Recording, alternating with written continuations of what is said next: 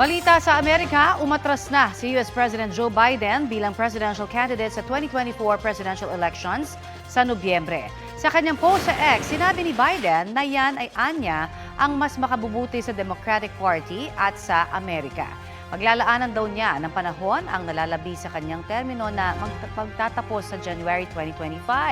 Magbibigay raw siya ng detalye kaugnay nito sa mga susunod na araw. Inanunsyo ni Biden na si US Vice President Kamala Harris ang gusto niyang humalili sa kanya. Honored naman si Harris sa natanggap niyang endorsement ni Biden.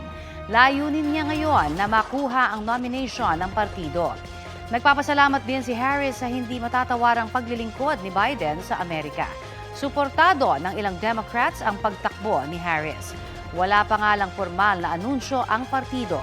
Ayon naman kay dating US President Donald Trump na presidential candidate ng Republican Party, aayusin niya ang mga siniraan niyang ng administrasyon ni Biden.